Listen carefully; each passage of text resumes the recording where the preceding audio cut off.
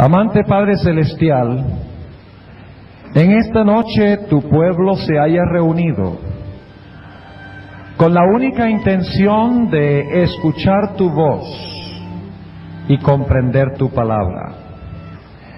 No podemos, Señor, entenderla por nuestra propia cuenta.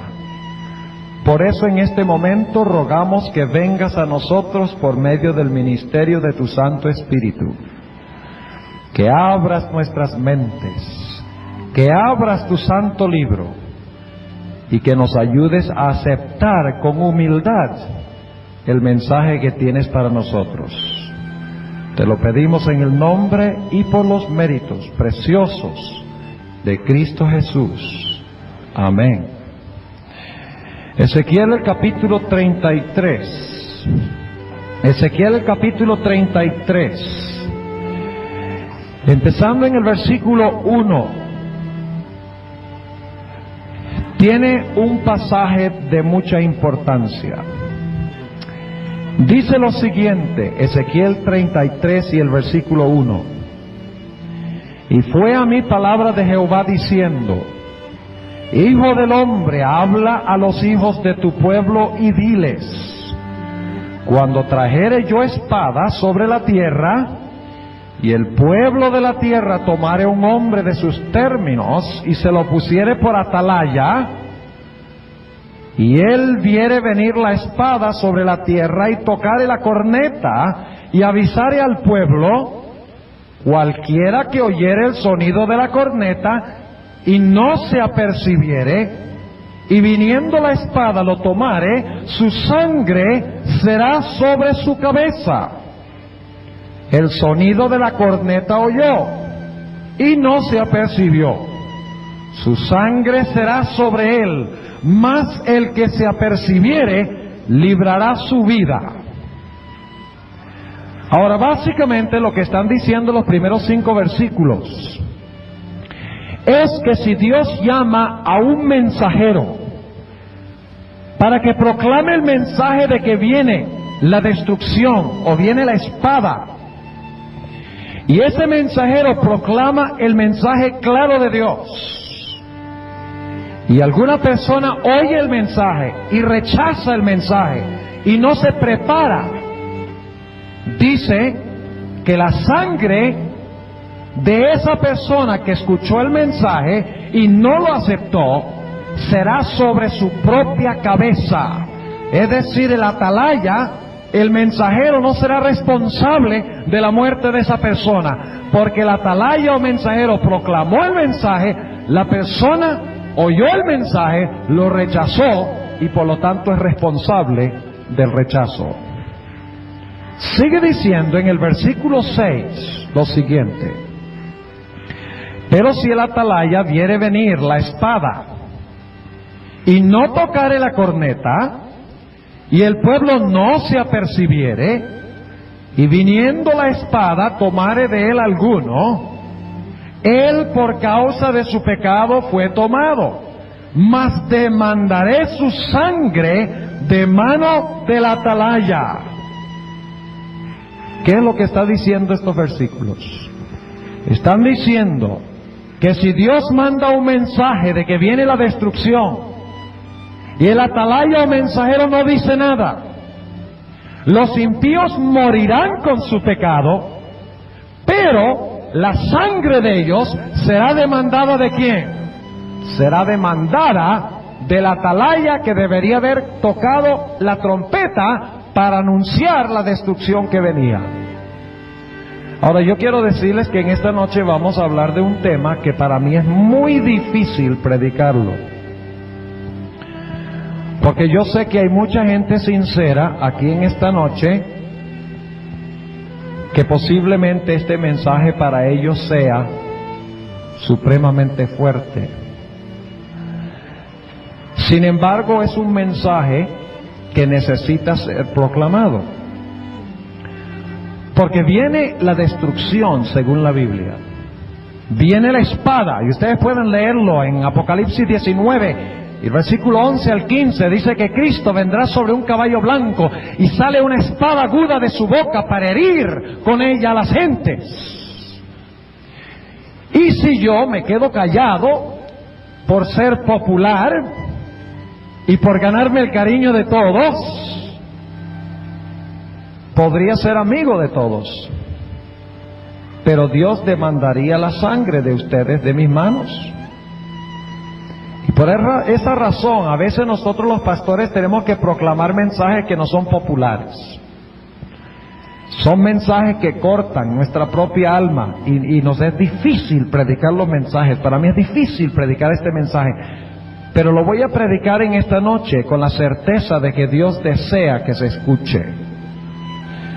Quiero invitarles a abrir sus Biblias conmigo a 1 de Timoteo, el capítulo 3. 1 de Timoteo, el capítulo 3. Hemos estado estudiando en cuanto al santuario. Y hay un versículo muy interesante en 1 de Timoteo 3:16, que fue nuestra lectura bíblica de esta noche.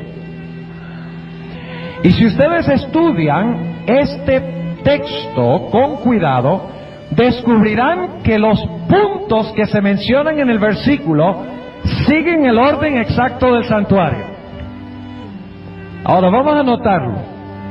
1 de Timoteo, el capítulo 3 y el versículo 16.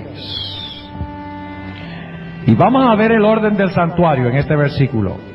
Ustedes recuerdan que primero está el altar. El cordero se escogía antes en el campamento y se traía por la puerta oriental al altar.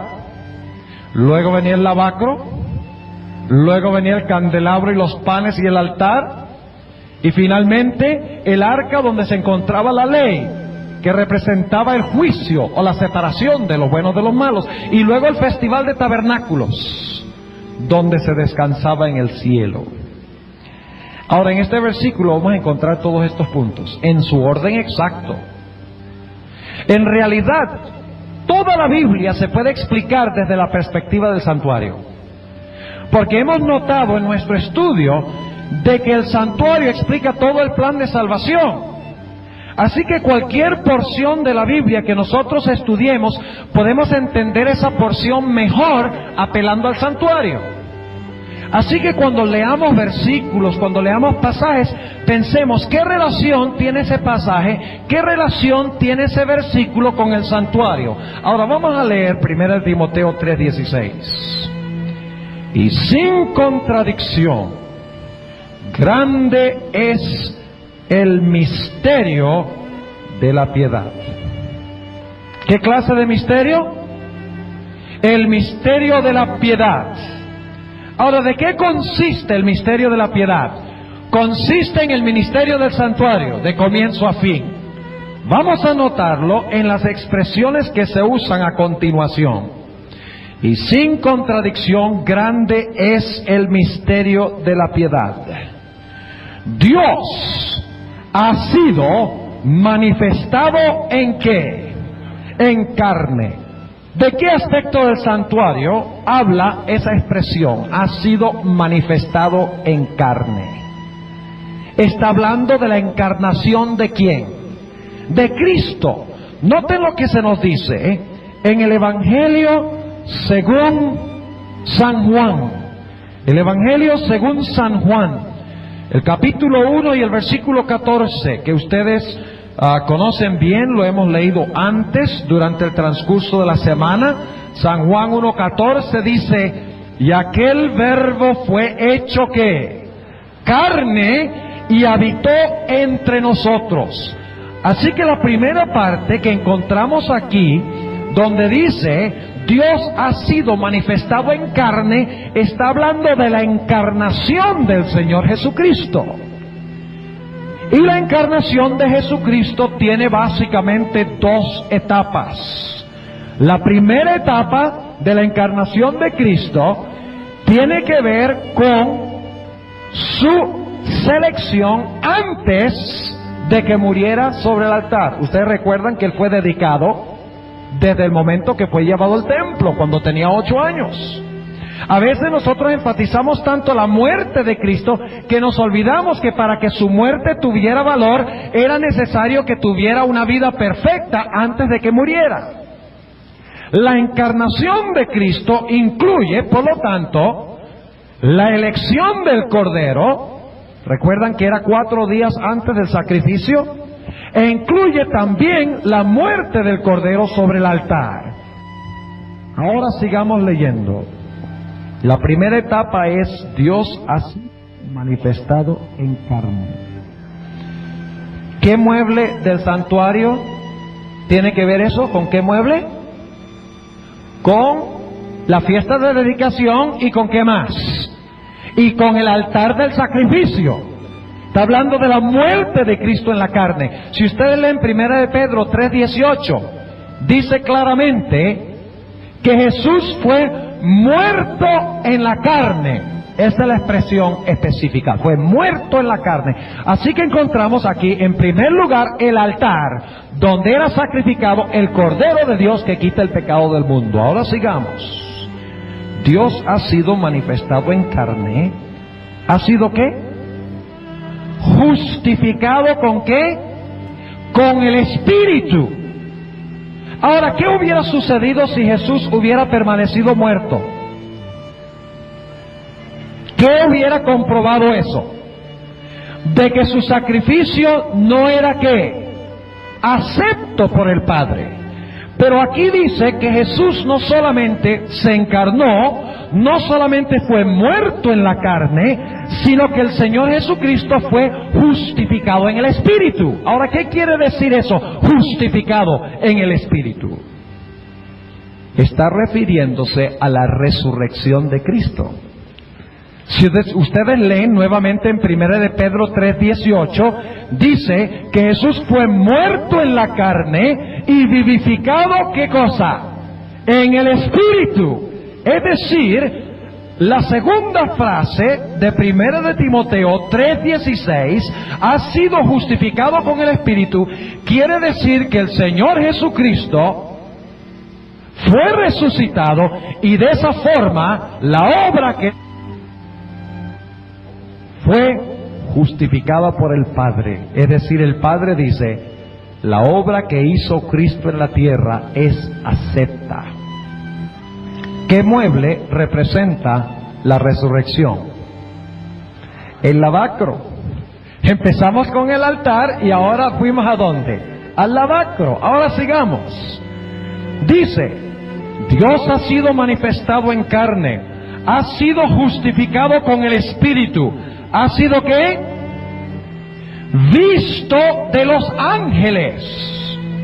Ahora, ¿qué quiere decir esto? Ha sido visto ángeles. Ustedes recuerdan que cuando el Señor Jesucristo resucitó, ¿a dónde fue? ¿A dónde fue? Se fue al cielo. Cuando resucitó se fue y llevó la gavilla, el domingo de la resurrección. Pero 40 días más tarde Jesús nuevamente subió al cielo. ¿Y qué salmo cantaron los ángeles mientras el Señor Jesucristo ascendía? El Salmo 24. Abrid, oh puertas eternas, y entrará el Rey de Gloria, cantaron los ángeles. O sea que Jesús fue visto por los ángeles cuando ascendió al cielo y estaba a punto de entrar al lugar santo. El diablo se derrota por la oración y la canción. ¿Ustedes creen que el diablo quiere escuchar el mensaje de esta noche? Claro que no. ¿Ustedes lo quieren escuchar? Ok, vamos a volver. 1 de Timoteo, el capítulo 3. Y para la grabación necesito hacer una aclaración. La razón por la cual el cassette se interrumpió es porque el diablo apagó las luces. Pero como resultado de la oración y el himno, Dios volvió a prender las luces. Ok, volvemos a 1 de Timoteo 3:16. Y sin contradicción, grande es el misterio de la piedad. Dios ha sido manifestado en carne, ahí tenemos el altar. Ha sido justificado con el Espíritu. Allí tenemos, ¿qué cosa? El lavacro. Ha sido visto de los ángeles. ¿A dónde iba a entrar Cristo cuando fue visto por los ángeles? Al lugar santo del santuario. ¿Y qué hace Cristo en el santuario? ¿Cuál es el resultado del Señor Jesucristo entrar al santuario? ¿Qué hace Jesús? Jesús alimenta a su iglesia ¿con qué? Con pan. ¿Qué representa el pan? Y le da a su pueblo ¿qué?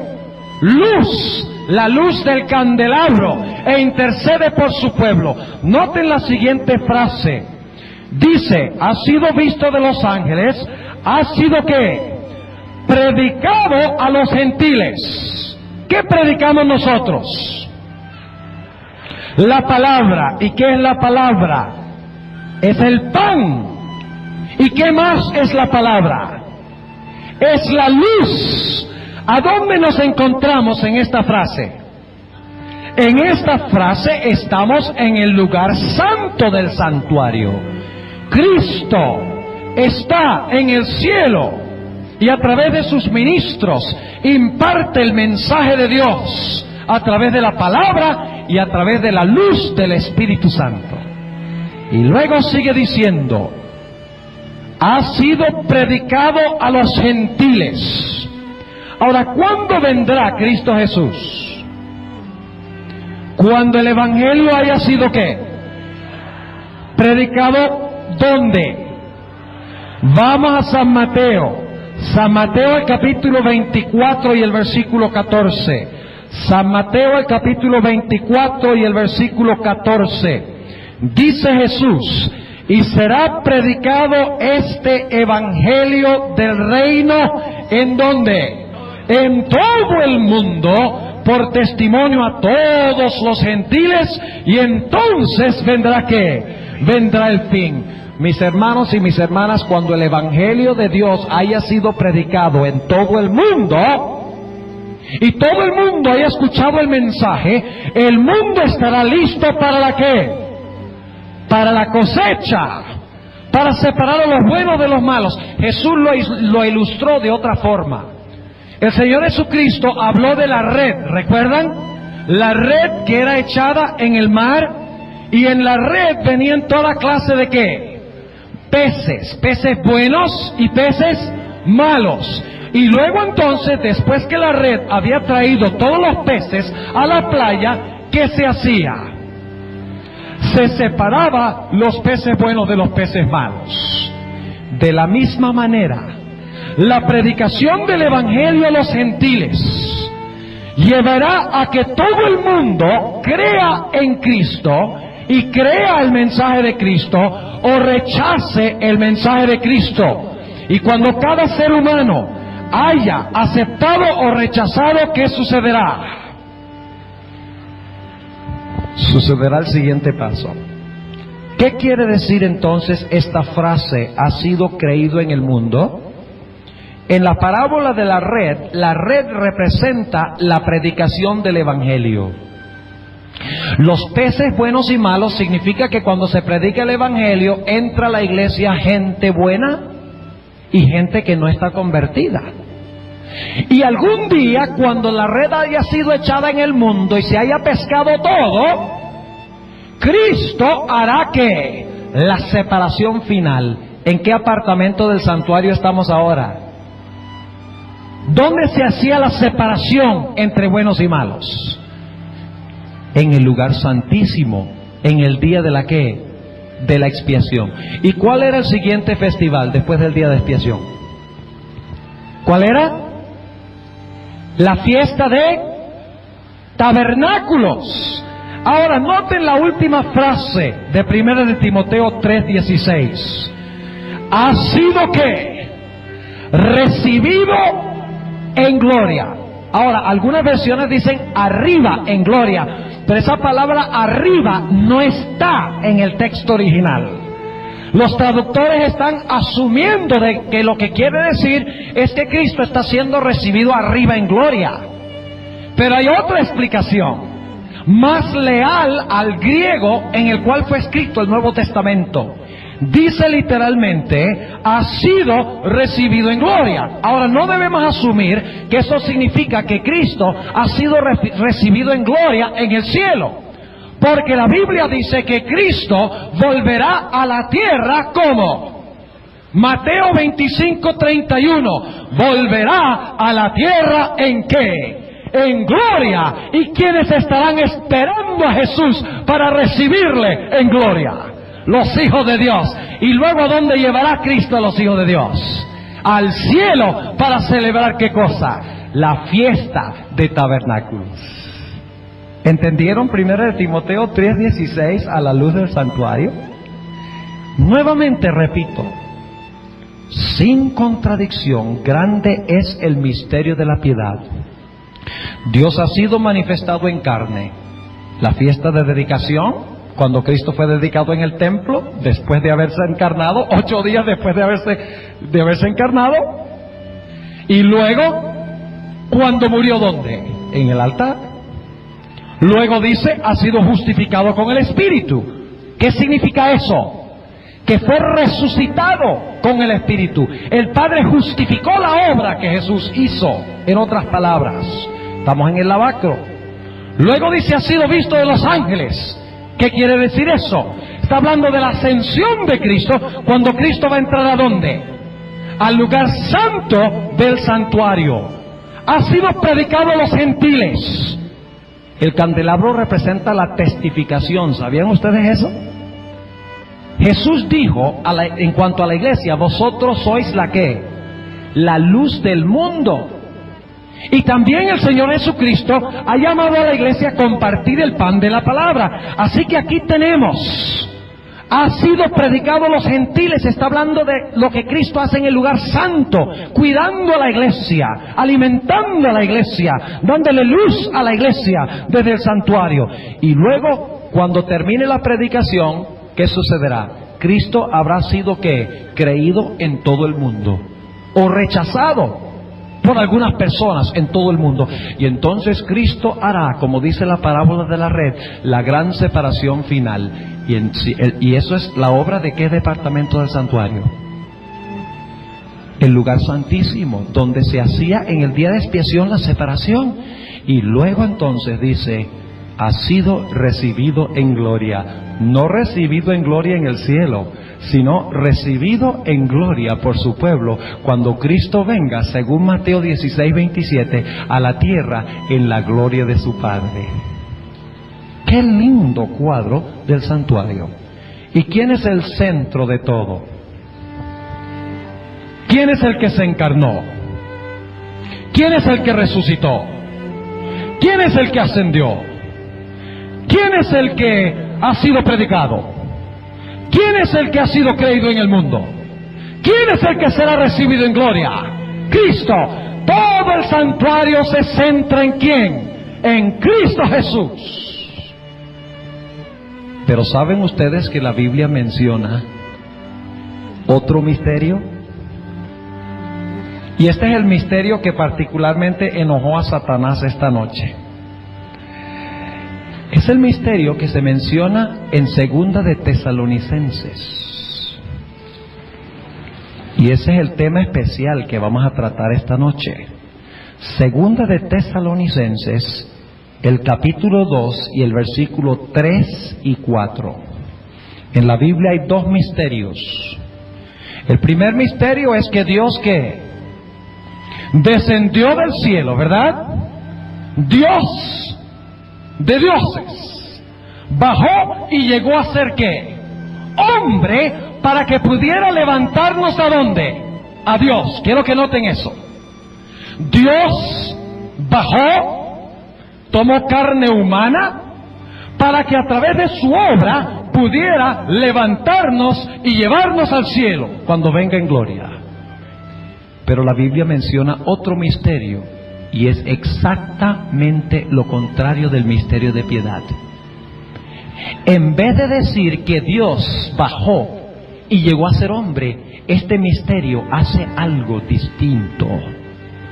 Dice en 2 de Tesalonicenses 2, el versículo 3, lo siguiente: no os engañe nadie en ninguna manera. ¿Qué está diciendo el apóstol San Pablo? Que debemos tener cuidado de no ser ¿qué? Engañados. Y vamos a encontrar esta noche que hay muchedumbres en Cali. La mayoría de Cali está engañado. Usted dice, ¿cómo, pastor? No os engañe nadie en ninguna manera, porque no vendrá, es decir, Cristo no vendrá sin que venga antes la apostasía.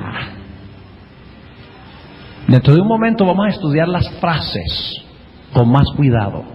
La apostasía. Y se manifieste el hombre de pecado. Literalmente en el idioma griego no dice el hombre de pecado, sino que dice el hombre que se opone a la ley. ¿Y qué es pecado? Transgresión de la ley. No importa cómo lo traduzcan, últimamente es lo mismo decir el hombre de pecado, porque pecado es transgresión de la ley. Pero literalmente en el idioma griego dice el hombre que quiere estar sin ley, o el hombre que se opone a la ley de Jehová. O sea, va a ser un poder que se opone a la ley de Dios. Dice que se manifieste el hombre de pecado, el hijo de perdición. ¿Cómo se le llama? Al misterio de iniquidad se le llama uno cuyo nombre es el hijo de ¿qué? De perdición. El versículo 4 habla del espíritu del misterio de iniquidad. Dice, oponiéndose y levantándose contra todo lo que se llama Dios o que se adora. Es decir, que en vez de instar a la gente que adoren a Dios, el misterio de iniquidad se opone a la adoración a Dios y pide que se adore ¿a quién? A Él. Es uno que está en competencia con la adoración a Dios, oponiéndose y levantándose contra todo lo que se llama Dios o que se adora. Recuerden esa palabra. Tanto que se asiente en el templo de Dios como Dios, haciéndose parecer Dios. El misterio de la piedad es que Dios se rebajó de su trono en el templo y llegó a ser ¿qué? Hombre. El misterio de la iniquidad es lo contrario. Es un hombre que, aunque es hombre, se va a sentar en el templo de Dios y va a pretender ser ¿qué? Dios. Es decir, que el misterio de piedad es cuando Dios desciende y se hace hombre. El misterio de iniquidad es un hombre que pretende ser ¿qué? Dios. Exactamente lo contrario. Y ambos se sientan ¿dónde? En el templo. Ahora, lo primero que necesitamos entender es ¿qué es el templo? La mayoría de los cristianos dicen que este templo es el templo allá en Jerusalén que se va a construir algún día por los judíos. El problema con esa interpretación es que no está respaldada por el Nuevo Testamento, ni por la Biblia. Por eso lo primero que necesitamos entender es qué es el templo de Dios. Porque si queremos saber dónde se va a levantar el anticristo o dónde se va a levantar el hombre de pecado, el hijo de perdición, necesitamos saber qué es el templo para saber a dónde se va a levantar. Así que vamos a notar lo que la Biblia dice en cuanto al templo y dejar que Él mismo nos explique qué es el templo. ¿Qué les parece? Dejemos que Pablo nos diga qué es el templo. La mayoría de las personas ponen sus ojos en Israel y dicen, algún día se va a edificar el templo y allá se va a sentar el anticristo y va a tener el número 666 en su frente y eso viene muy pronto. Pero eso no es lo que dice Pablo. Vamos al libro de Efesios. Efesios, el capítulo 2. Y vamos a ver qué es el templo. Efesios, el capítulo 2. Y empezando en el versículo 19. Efesios 2 y el versículo 19. Así que ya no sois extranjeros ni advenedizos. Está hablando de los que estaban alejados de Cristo cuando Cristo vino a la tierra los que estaban sin esperanza y sin Dios en el mundo. Dice así que ya no sois extranjeros ni advenedizos, sino juntamente ciudadanos con los santos y domésticos de Dios. Es decir, ustedes han sido nacionalizados como hijos de Dios, han sido adoptados como hijos de Dios. Y luego dice el versículo 20, edificados. ¿Quiénes están edificados? Los santos. Ese es el contexto. Edificados sobre el fundamento de los apóstoles y profetas, siendo la principal piedra del ángulo Jesucristo mismo. Versículo 21. En el cual, es decir, en Cristo, en el cual, compaginado, es decir, coordinado, porque una construcción tiene que estar coordinada, en el cual, compaginado todo el que el edificio va creciendo para ser un ¿qué? Templo santo en el Señor. El templo que se va a construir es un templo de piedras. El fundamento es un fundamento de cemento. La piedra angular es una gigantesca piedra que se va a conseguir en algún lugar de la tierra de Israel. ¿Qué dice la Biblia? ¿Qué dice el mismo apóstol San Pablo? San Pablo define el templo como los santos de Dios, edificados sobre Cristo y sobre las enseñanzas de los apóstoles y los profetas. Este es el templo de Dios. El templo de Dios es la iglesia. Ahora vamos a un par de textos más. Vamos a Primera de San Pedro y luego vamos a volver a San Pablo. Primera de San Pedro, el capítulo 2. Primera de San Pedro, el capítulo 2. Y vamos a empezar en el versículo 4. Estamos definiendo el templo. Al menos que sepamos qué es el templo y qué es otro nombre para el santuario. ¿Qué otro nombre se le da al santuario? El templo, ¿verdad? Se habla del templo de Salomón, el templo en el cielo. O sea que el templo es el mismo que santuario. Dice en 1 de Pedro 2 y el versículo 4, al cual, allegándoos, y está hablando de Jesús, que nosotros debemos llegarnos a Jesús, dice, al cual, allegándoos, piedra viva, reprobada cierto de los hombres, empero elegida de Dios, preciosa. Dice que debemos llegarnos a Cristo, quien es una piedra escogida, preciosa. Y luego dice en el versículo 5 lo siguiente, vosotros también, como piedras vivas. O sea que el templo se compone de piedras, de piedra. ¿Qué clase de piedras tiene el templo? Piedras que vivas. Dice, vosotros también como piedras vivas, sed edificados una ¿qué? Una casa como espiritual. ¿Y qué más? Y un sacerdocio santo para ofrecer ¿qué cosa? Sacrificios espirituales. ¿Dónde servía el sacerdocio? ¿Dónde servía el sacerdocio? En el templo. ¿Dónde se ofrecían sacrificios? En el templo. Así que aquí está hablando de ¿qué cosa? Del templo. Y los hijos de Dios son ¿qué?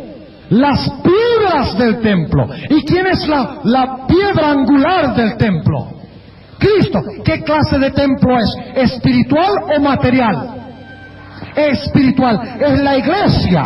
Sigue diciendo, versículo 5, vosotros también como piedras vivas sed edificados una casa espiritual y un sacerdocio santo para ofrecer sacrificios espirituales agradables a Dios por Jesucristo. Y luego dice en el versículo 9, mas vosotros sois linaje escogido, real sacerdocio, gente santa, pueblo adquirido, para que anunciéis las virtudes de aquel que os ha llamado de las tinieblas a su luz admirable. ¿El templo es espiritual o es material? ¿Qué es el templo? El templo es la iglesia. Vamos a 1 de Timoteo. ¿Y quién escribió 1 de Timoteo? ¿Quién? San Pablo. Y nosotros acabamos de leer el versículo 16 al comienzo de nuestro tema esta noche, ¿verdad? Pero ahora vamos a leer el versículo 15 para captar el contexto, para que ustedes se den cuenta que está hablando este versículo 16 de lo que se hacía en el templo. Dice en el versículo 15: y si no fuere tan presto, para que sepas cómo te conviene conversar en la casa de Dios. ¿Cuál es la casa de Dios? Cuando hablamos de la casa de Dios, ¿de qué estamos hablando? De la iglesia. En la casa de Dios, ¿qué es qué cosa? La iglesia del Dios vivo, columna y apoyo de la verdad. ¿Qué había en el templo? Columnas. Ahora quiero preguntarles entonces, ¿qué es el templo? Es la iglesia cristiana. Eso es lo que San Pablo dice. Eso es lo que San Pedro dice. Somos piedras vivas, real sacerdocio. Edificamos el templo. La piedra angular es Cristo. Los fundamentos son las enseñanzas de los apóstoles y profetas. Es un templo espiritual, es la iglesia. Lo cual significa, y ahora escuchen bien lo que voy a decir, no lo pierdan. Lo cual significa que el anticristo se va a levantar ¿dónde? Yo no les oigo. ¿Está malo el sistema de sonido? El anticristo, el misterio de iniquidad, se va a levantar por es Saddam Hussein. El misterio de iniquidad. Son los árabes. ¿Qué dicen? ¿No? Los comunistas. Tampoco. A ver con quién más nos metemos.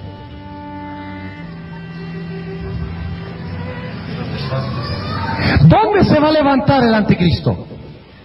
En la iglesia ¿qué? Cristiana.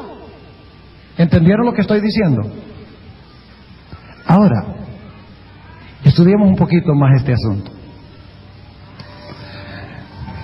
Dice en 2 de Tesalonicenses, volvamos allá un momento, 2 de Tesalonicenses, el capítulo 2, dice lo siguiente en cuanto a este poder que se levanta en el templo, que es la iglesia. No se pongan a buscar al anticristo en Palestina, ni se pongan a buscarlo en ninguna otra parte. El anticristo se levanta dentro de la misma iglesia, y vamos a ver varias evidencias más a continuación. Dice que Cristo no vendrá sin que antes venga la ¿qué? La apostasía. Ahora yo quiero preguntarles, ¿qué es apostasía según la definición bíblica? ¿Qué es apostasía? Es una persona que una vez confesó ¿qué? La verdad de Dios. Una persona que enseñó y creyó y practicó la verdad de Dios, y en determinado momento ¿qué hace? Abandona la fe pura que tenía. ¿Entiende lo que estamos diciendo? La palabra apostenae en el griego se usa para hablar de un barco que está en un muelle, y se le suelta la cadena que une al barco con el muelle, y el viento de repente empieza a llevarse al barco del puerto. Por eso el apóstol San Pablo dice que no seáis llevados de aquí para allá por todo que viento de doctrina. Apostasía significa que abandonamos la verdad de Dios, la verdad como se encuentra revelada en el santuario de Dios. Es abandonar la verdad y al mismo tiempo pretender que tenemos la verdad. Ahora dice habla de la apostasía. Así que debemos buscar en la iglesia cristiana un poder que ha abandonado ¿qué? La verdad. ¿Y qué es verdad? Juan 17:17 dice: santifícalas con tu verdad, tu palabra es verdad. Es decir, que la apostasía va a ser un desvío de la palabra, un poder que se va a levantar dentro de la iglesia cristiana, que es un poder apóstata, porque se sienta en el templo, pero está en apostasía, ha abandonado la verdad de Dios.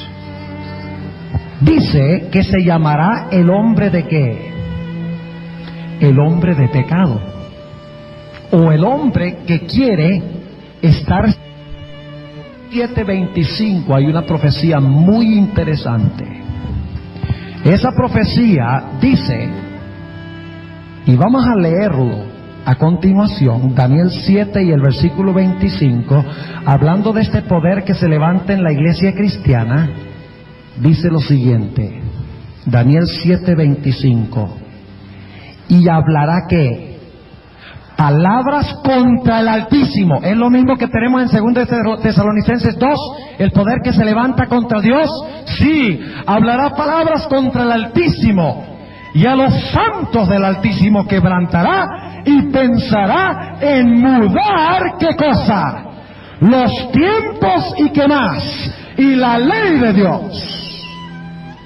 O sea que es un poder que se va a levantar con la intención de hacer ¿qué cosa? De cambiar la ley de Jehová, y de esa forma oponerse a la ley de Jehová. Estamos viendo varias características, ¿verdad? Primero, se levanta ¿dónde? En la iglesia cristiana. Ahí se va a levantar el anticristo, y está aquí. Segundo, va a ser un poder que ha abandonado ¿qué?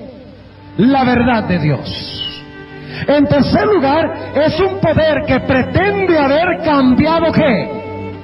La ley de Jehová. Pero hay otra característica.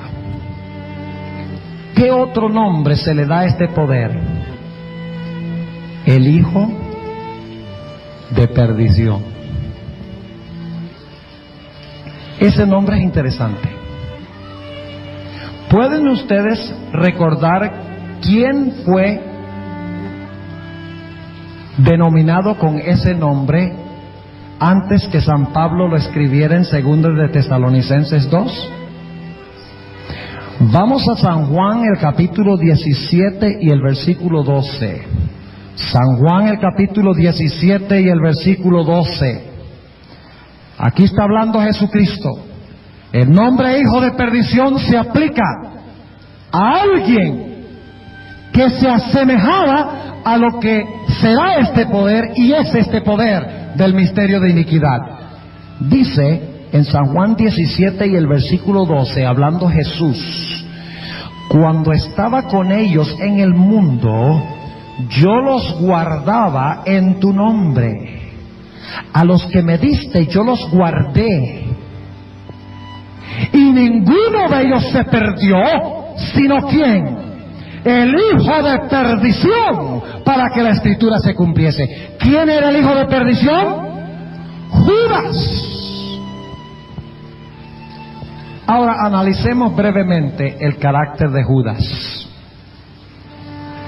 ¿Se opuso Judas abiertamente contra Jesús? ¿Abiertamente? ¿Era Judas uno del círculo especial de Cristo? ¿Sí o no? Sí. ¿Era íntimo con Cristo? ¿Saben ustedes dónde se sentó Judas en la última cena? Al lado izquierdo del Señor Jesucristo, comiendo pan en el mismo plato donde comía Cristo. Pretendía lealtad a Cristo. Los mismos discípulos no entendieron, sino hasta mucho después, cuando vieron a Judas que se había ahorcado, Dice la Biblia, la rama donde se había ahorcado se había quebrado y él había caído al suelo y se le había roto el estómago y todas las entrañas estaban en el suelo. Hasta ese tiempo los discípulos no sabían qué clase de individuo era. Ellos creían que era leal a Jesús, era uno del círculo sagrado. Estaba tan cerca de Jesús que inclusive entregó a Jesús con un ¿qué? Con un beso. Era uno del círculo, uno de la primera iglesia, de adentro, no de afuera.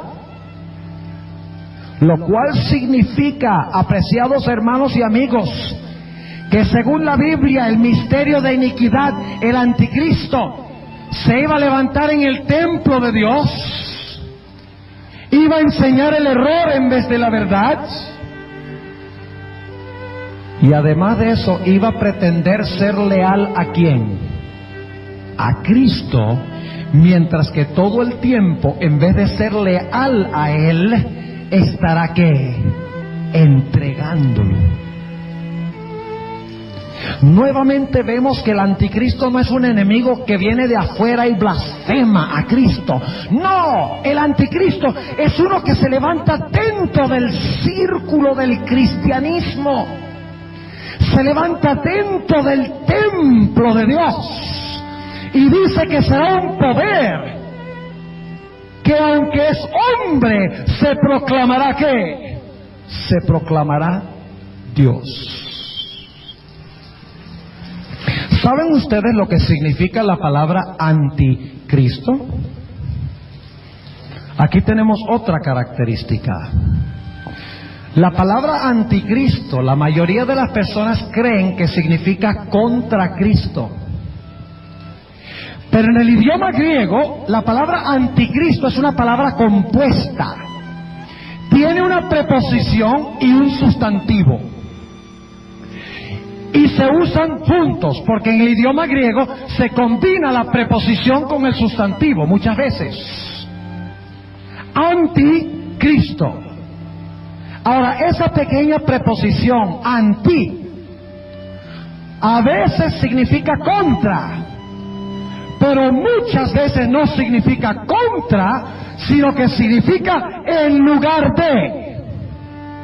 Déjeme leer algunos textos que ilustran el uso de anti en esa forma. Mateo 2 y el versículo 2.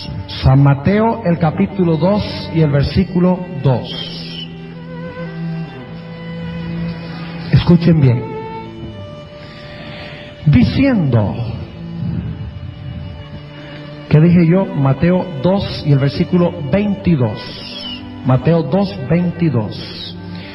Y oyendo que Arquelao reinaba en Judea, ¿qué?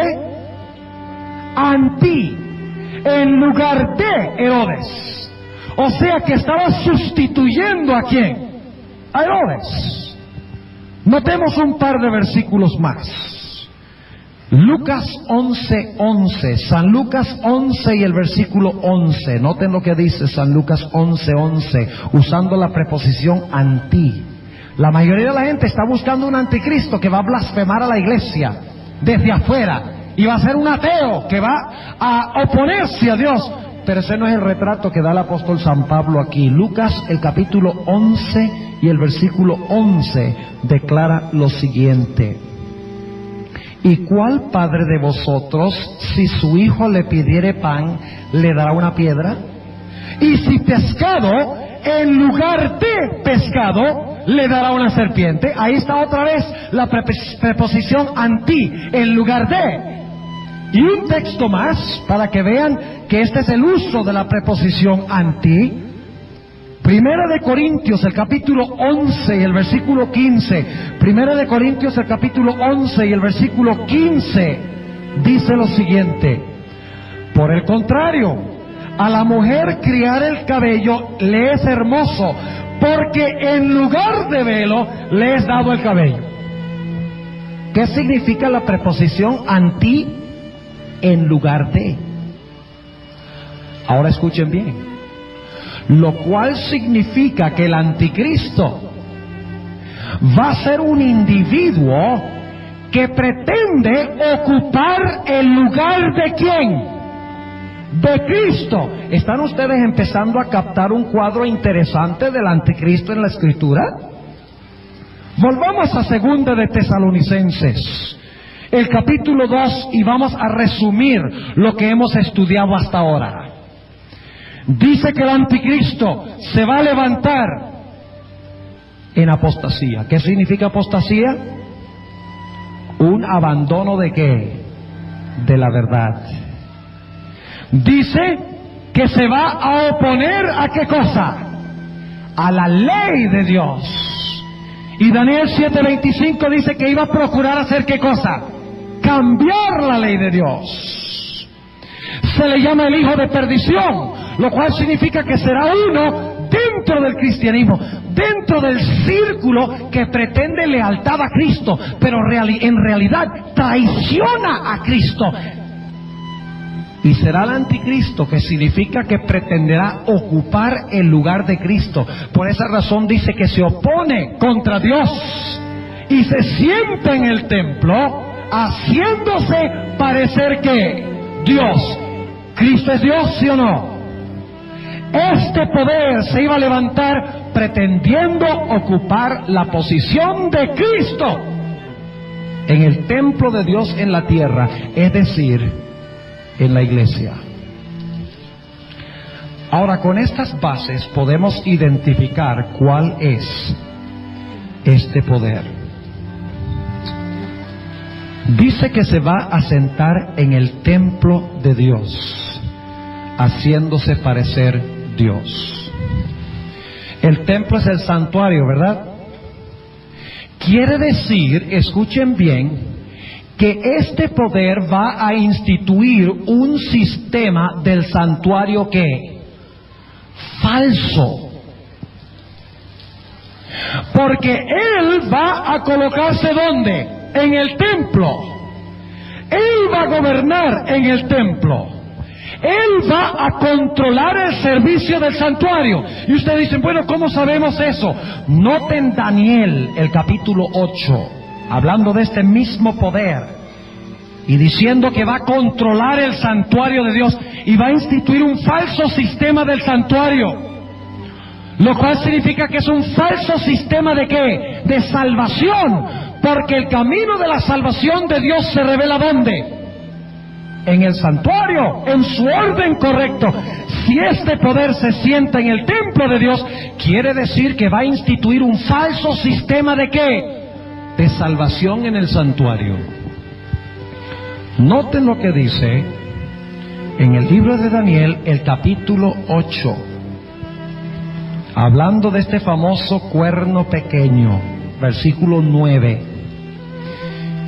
Y de uno de ellos, de 4 cuernos que se habían levantado antes, salió un cuerno pequeño. Es el mismo que en Daniel 7 pretende cambiar la ley de Dios. Subió un cuerno pequeño, el cual creció mucho al mediodía y al oriente y hacia la tierra deseable. Engrandecióse hasta el ejército del cielo, y parte del ejército y de las estrellas se echó por tierra y las holló. ¿Qué representan las estrellas en la Biblia?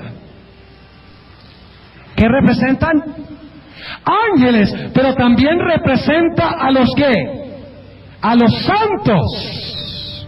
Las 7 estrellas.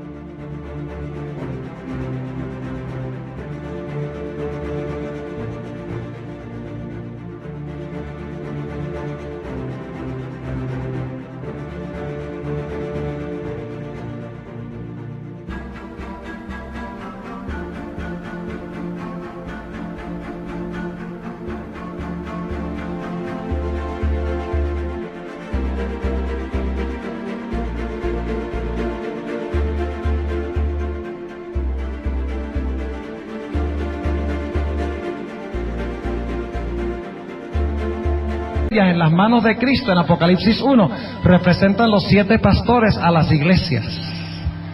Las 7 iglesias. Ahora noten lo que sigue diciendo en el versículo 11. Contra el príncipe de la fortaleza se engrandeció. ¿Quién es el príncipe de la fortaleza, creen ustedes? ¿Saben ustedes que hay un solo lugar más en toda la Biblia donde se usa esa expresión príncipe de la fortaleza? Un solo otro lugar donde se usa esa expresión en toda la Biblia. Josué 5. Vamos a buscarlo para ver quién es el príncipe de la fortaleza. El príncipe de la fortaleza. Josué el capítulo 5. Josué el capítulo 5. Y vamos a leer algunos versículos que encontramos aquí. En el versículo 13. Josué 5:13. Y estando Josué cerca de Jericó, alzó sus ojos y vio un varón que estaba delante de él, el cual tenía una espada desnuda en su mano. Y Josué, yéndose hacia él, le dijo: ¿eres de los nuestros o de nuestros enemigos?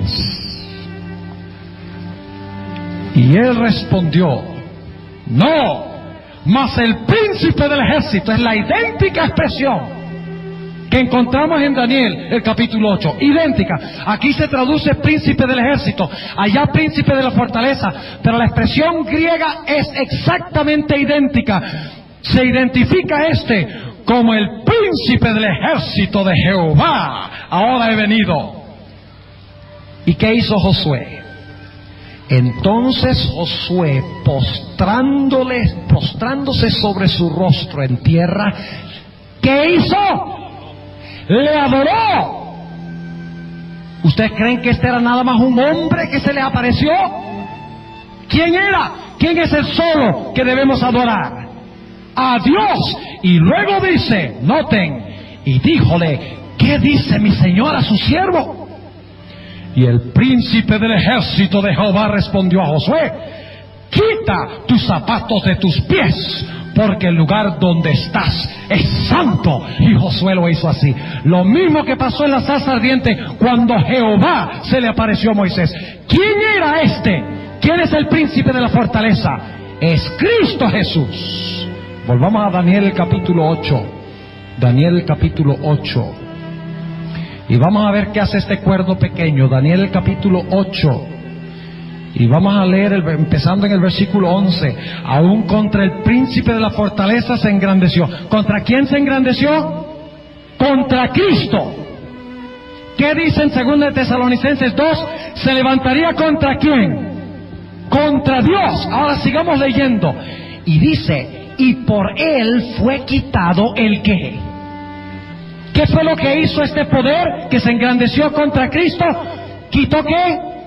El continuo. ¿Qué era el continuo en el santuario? El continuo eran varias cosas.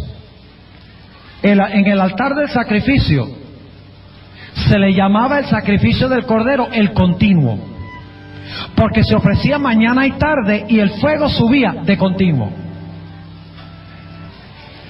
La mesa de los panes se llamaban la mesa de los panes que debían estar continuamente ante la presencia de Dios.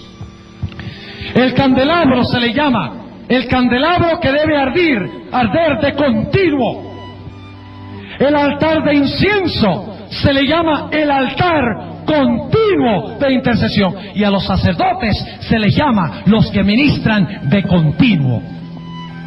La palabra continuo tiene que ver siempre con el santuario cuando se usa en este sentido. Es decir, que el anticristo se iba a levantar contra Cristo y le iba a quitar a Cristo ¿qué cosa?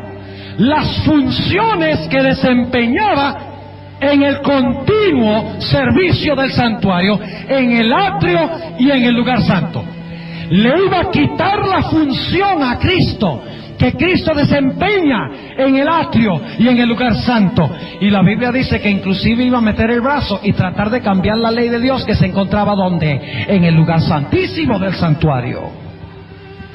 Sigue diciendo en el versículo 11: Y aún contra el príncipe de la fortaleza se engrandeció, y por él fue quitado el continuo. Y el lugar de su santuario fue echado por tierra.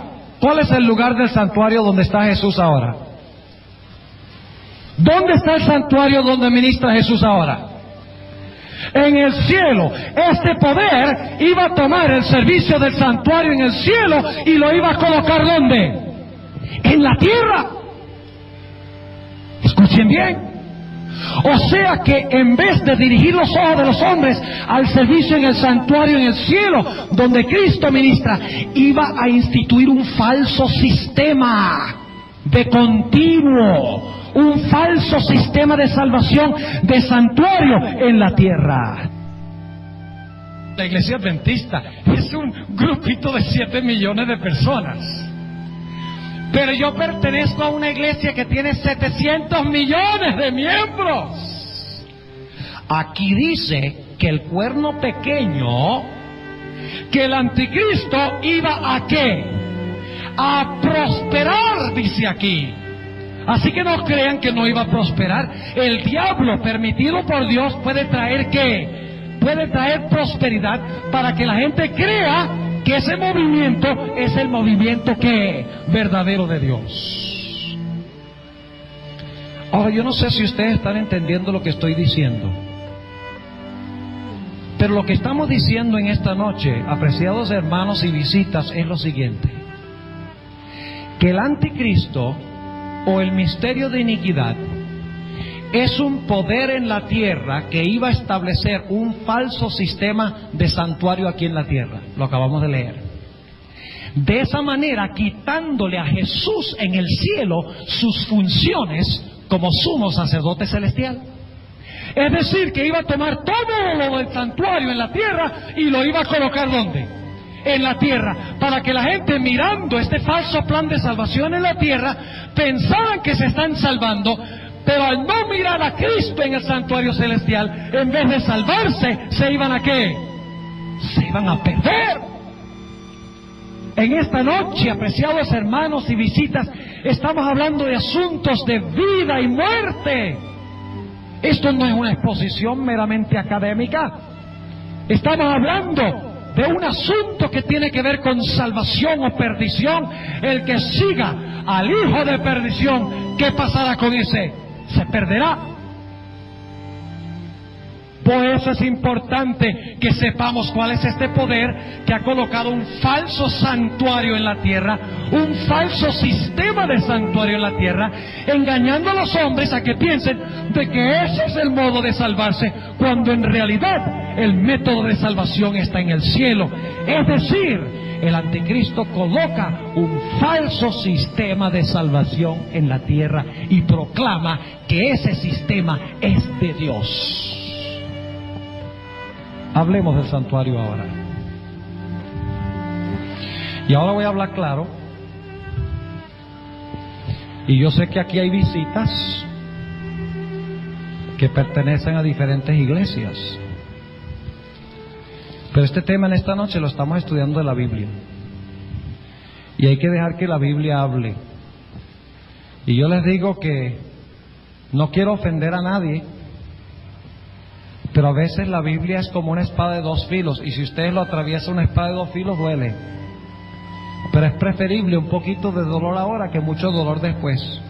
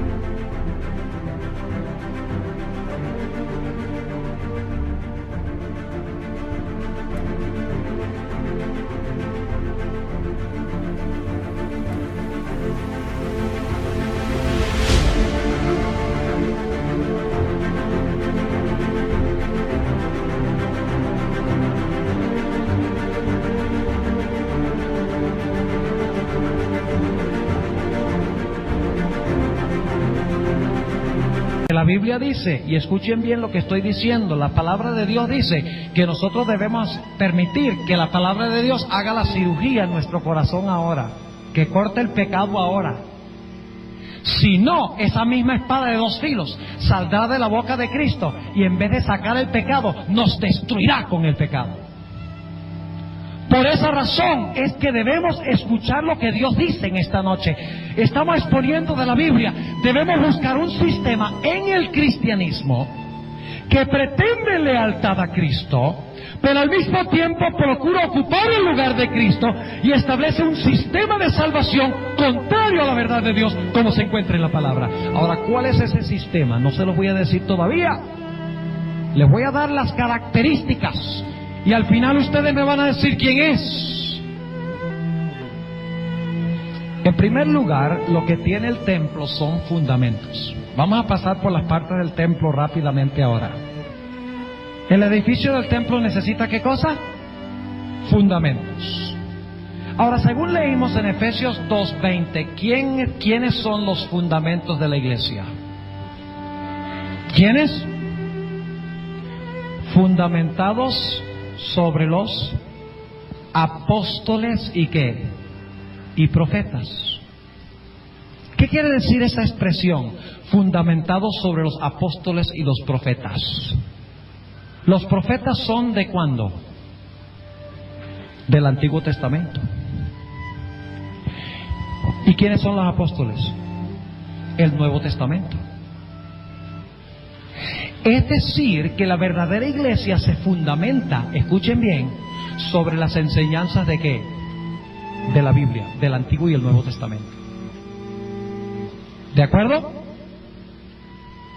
¿Cuántos están de acuerdo con lo que estoy diciendo? ¿Creen ustedes que una iglesia puede enseñar contrario a la Biblia y decir, esta iglesia es apostólica? ¿Cómo puede una iglesia decir que es apostólica si no enseña y practica lo que practicaron y enseñaron los apóstoles? O lo que enseñaron los profetas en el Antiguo Testamento.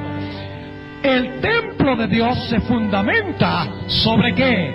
Sobre los apóstoles y profetas, las enseñanzas del Antiguo y el Nuevo Testamento.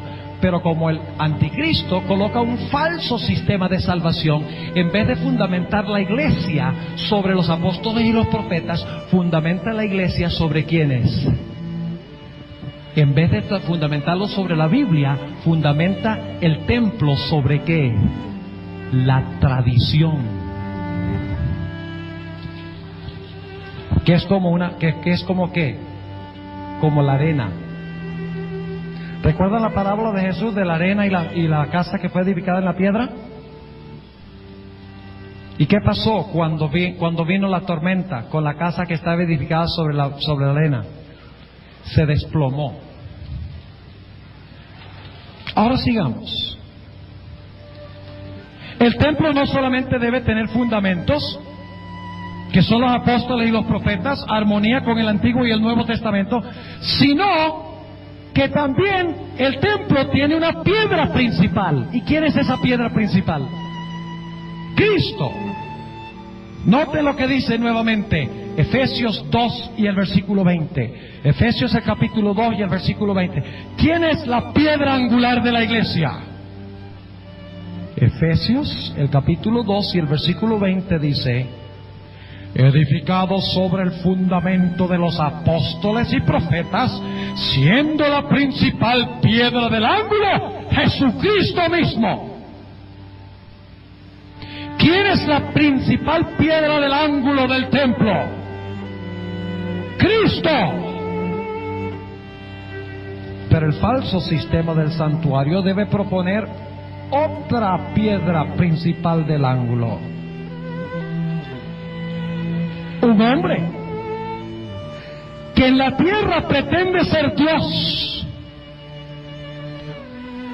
Están empezando a captar un cuadro interesante. Ustedes recuerdan que una vez el Señor Jesucristo le dijo: tú eres Pedro, y sobre esta roca edificaré mi iglesia. ¿Saben ustedes que la falsa iglesia dice que la roca era Pedro y sus sucesores? Hay un solo problema con eso. Y es que la Biblia dice que la piedra principal del ángulo del templo no es Pedro, sino Cristo. Es decir, que esta iglesia coloca a Pedro donde debe estar ¿quién? Cristo. A sus sucesores donde debe estar ¿quién? Cristo Jesús. ¿Están empezando a captar algo interesante aquí? ¿Qué quiso decir Jesús cuando dijo, tú eres Pedro y sobre esta roca edificaré mi iglesia? Noten, Jesús estaba hablando y dice, tú eres Pedro. Tú eres Pedro. Y sobre esta roca edificaré mi iglesia. Sería ridículo decir, tú eres Pedro y sobre esta roca edificaré mi iglesia.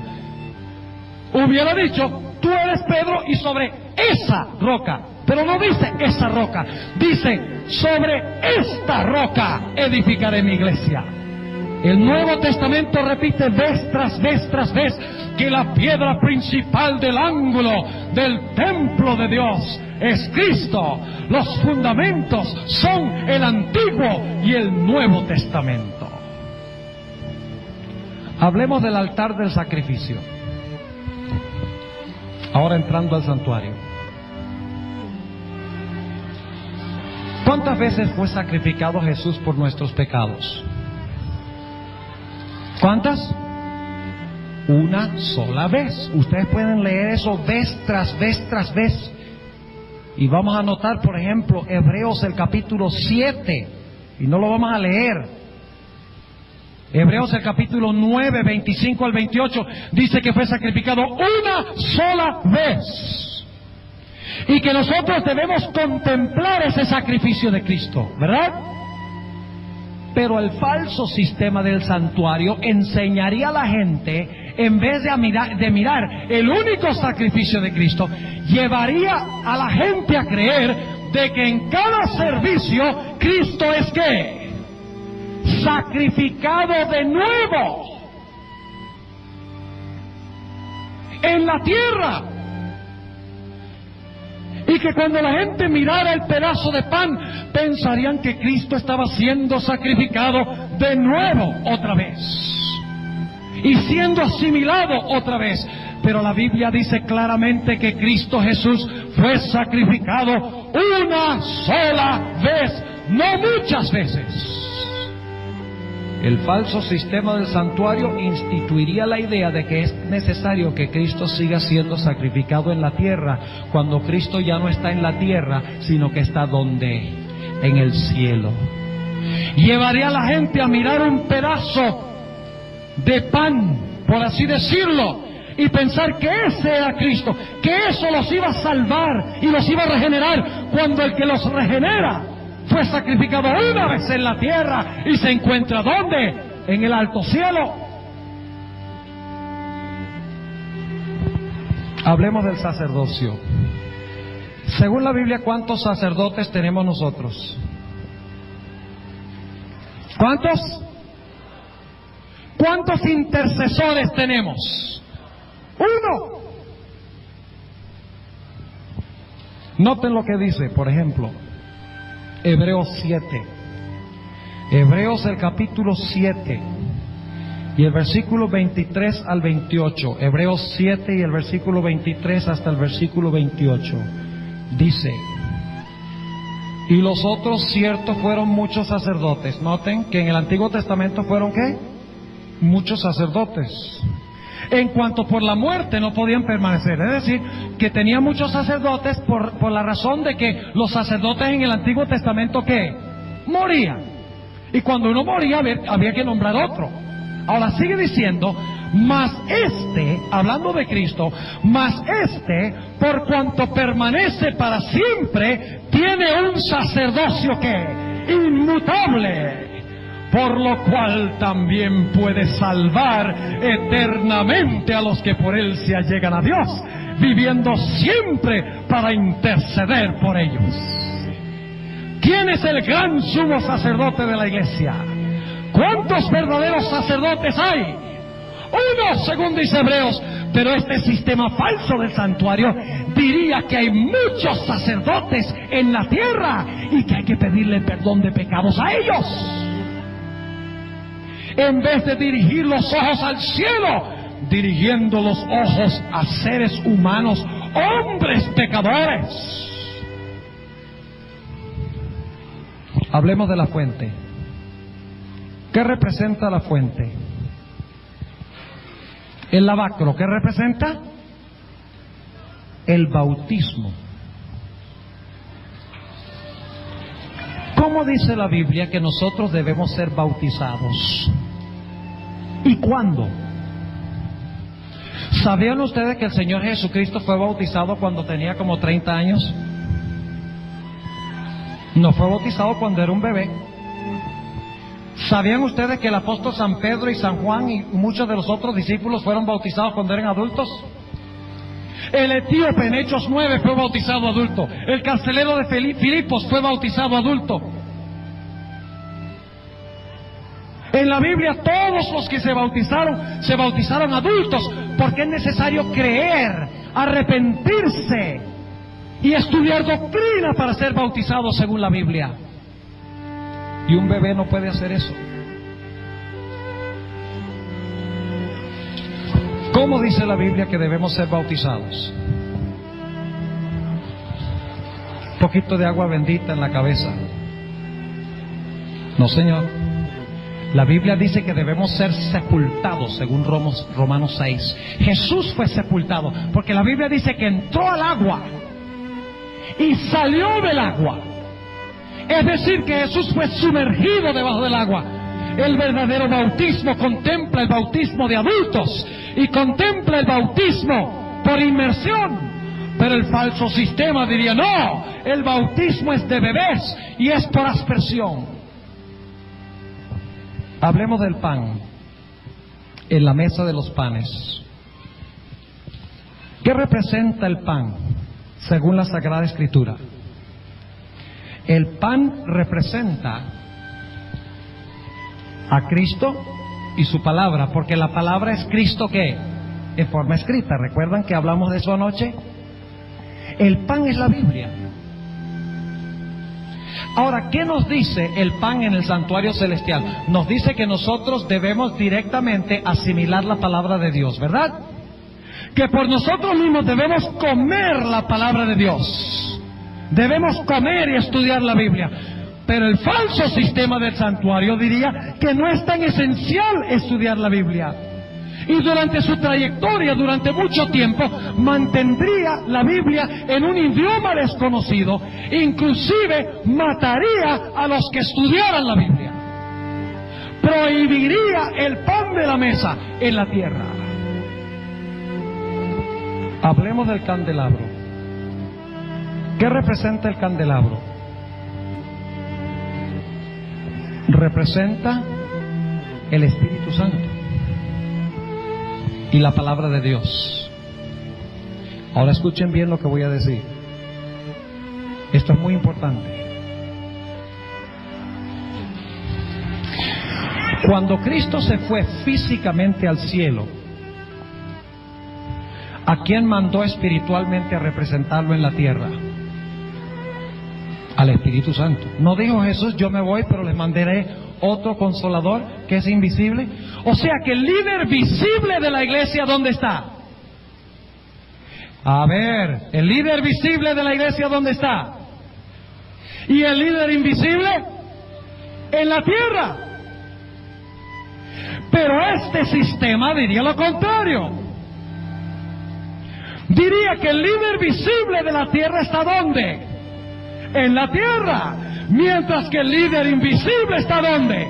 En el cielo. Es decir, que este poder procuraría tomar el lugar del Espíritu Santo de Dios en la tierra. ¿Para qué necesita la iglesia a un hombre como líder cuando tiene al Espíritu Santo? Y no estoy hablando de que no necesitamos dirigentes en la iglesia. Lo que estoy diciendo es que no necesitamos a alguien que pretenda ser Dios y ocupar el lugar del Espíritu Santo. Así que el candelabro, ¿qué pasó durante la Edad Media, según estudiamos anoche, con la luz del candelabro? ¿Qué sucedió? La luz de la palabra fue oscurecida, vino el oscurantismo y no llovió. Es decir, que había ausencia de ¿qué cosa? del Espíritu Santo de Dios. Ahora vayamos al altar de incienso. ¿Qué hacía el sacerdote en el altar de incienso? La gente oraba y el sacerdote mezclaba la oración con el incienso y el humo iba ante la presencia de Dios. De esa manera Dios escuchaba las oraciones del pueblo. ¿Quién es el sacerdote según la Biblia? El único sacerdote, Cristo. ¿A quién debemos nosotros confesarle nuestros pecados según la Sagrada Escritura? Debemos confesarlos a Cristo, quien sirve en el altar de oro de incienso y mezcla nuestras oraciones con sus propios méritos de su sangre. Pero el falso sistema diría: no hay que confesarle los pecados a Cristo, quien está en el altar en el cielo. Hay que confesarle los pecados a los sacerdotes que se encuentran ¿dónde? En la tierra. Y un hombre no puede ¿qué? Perdonar pecados. No puede decir: ego, te absolvo, es decir, te absuelvo de tu pecado. Hablemos de las piedras. ¿Qué representan las piedras del tabernáculo, del templo? Lo leímos hace un rato. ¿Qué representan las piedras? Nosotros, los santos. ¿Qué hizo este falso sistema durante la Edad Media con las piedras? Las persiguió y las derribó del templo, del santuario. En vez de edificar el santuario, derribó las piedras y las persiguió y las pisoteó. Hablemos del arca. ¿Qué representaba el arca de Dios? ¿Su qué? Su trono.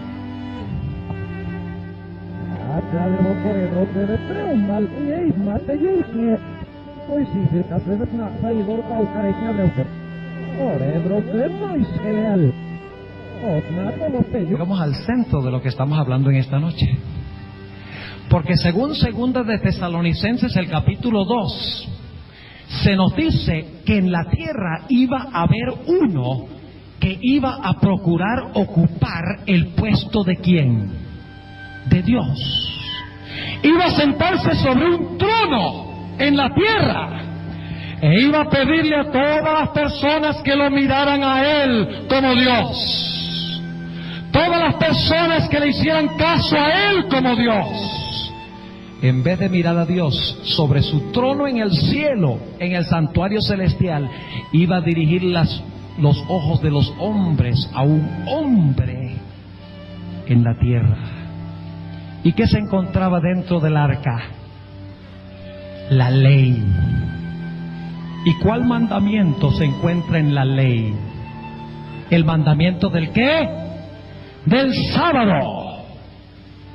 ¿Por qué adoramos a Dios? Porque Él es nuestro ¿qué? Creador. ¿Y cuál es la señal de que Él es nuestro creador? El sábado. Es decir, ustedes recuerdan que dice en 2 de Tesalonicenses 2 que este se iba a levantar contra todo lo que se adora. Yo no puedo adorar a Dios sin guardar el sábado. Una vez que conozco el sábado, porque el sábado me recuerda que Dios es el creador. Y adoro a Dios porque es el creador. Y la señal es su santo día, el sábado. Cuando adoro en el sábado, estoy diciéndole a Dios: yo reconozco que tú eres mi creador y mi redentor. Pero el falso sistema se iba a sentar sobre el trono. ¿Y qué iba a hacer?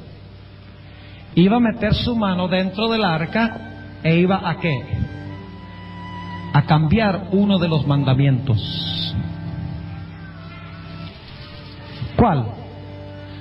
¿Cuál mandamiento creen ustedes que el diablo odia más que cualquier otro? ¿Por qué? Porque el cuarto mandamiento identifica ¿qué? Al verdadero Dios. Así que iba a meter la mano e iba inclusive a escribir un mandamiento diferente que el cuarto mandamiento de Éxodo 20, el mandamiento del sábado. Ahora yo les quiero preguntar entonces, ¿qué hace el misterio de iniquidad con el santuario de Dios?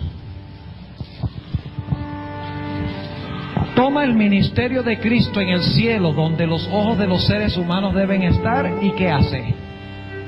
Coloca todo un falso sistema sobre la tierra. Ahora, ¿necesito yo decirles quién es este sistema? ¿Ustedes ya saben quién es? Y ustedes dirán, ay pastor, pero es que mi familia han sido católicos por años y generaciones. ¿Cómo puedo romper la tradición?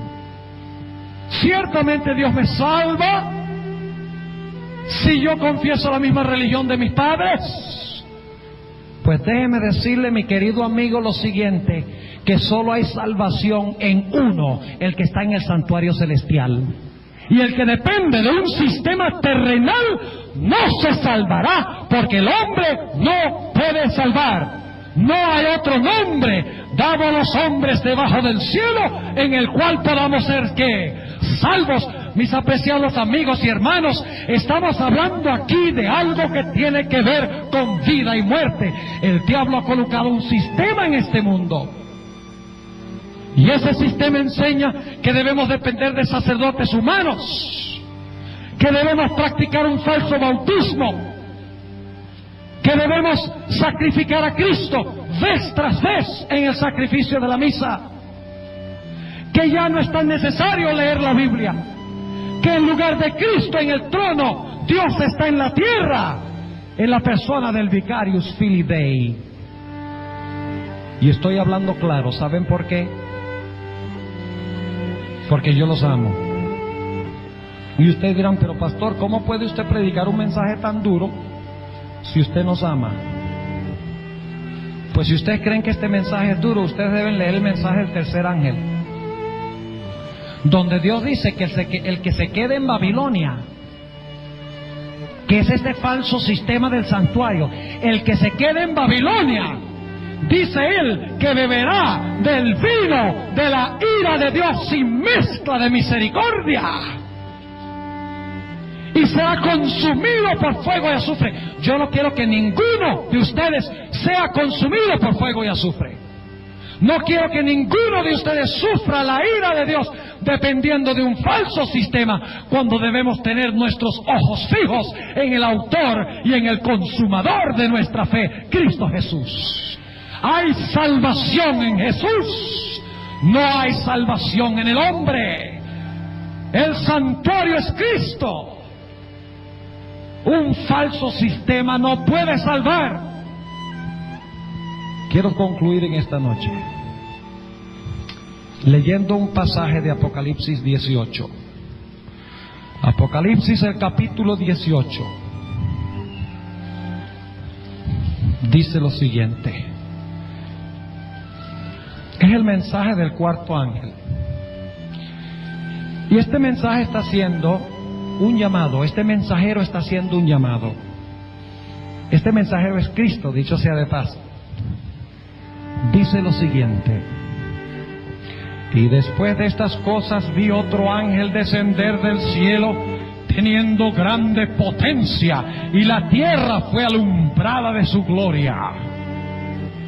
¿Y qué dice este ángel?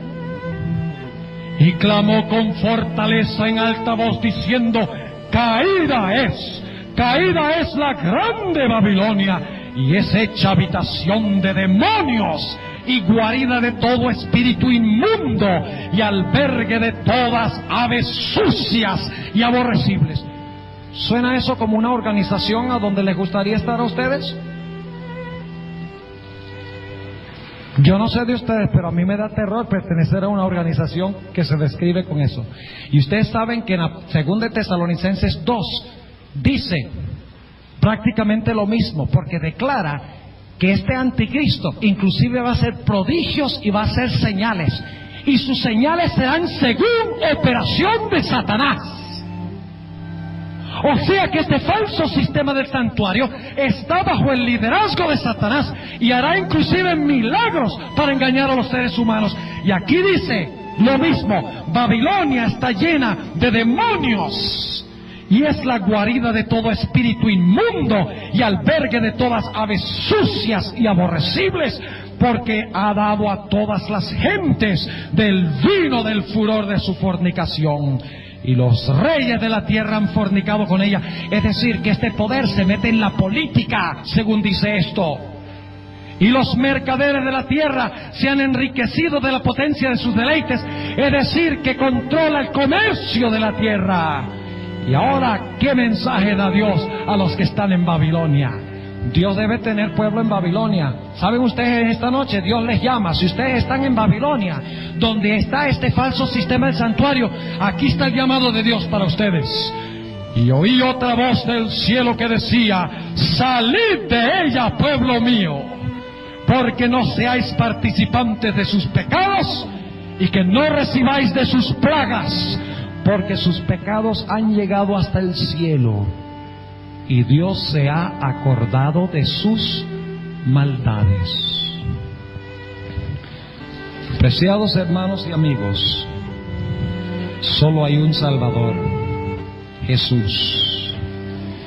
Y Jesús te llama en esta noche para que tú abandones toda dependencia sobre el ser humano y dependas solo de Jesús en el santuario. Que sigas a Cristo en su ministerio celestial y quite tus ojos del hombre. Yo quiero preguntar en esta noche a las visitas que nos acompañan: ¿cuántos de ustedes quieren decirle al Señor Jesucristo en esta noche: te doy gracias de que tú has presentado claramente en tu palabra la identidad del anticristo, y yo quiero escapar de ese poder y quiero depender solo de Jesús? ¿Quieren levantar la mano?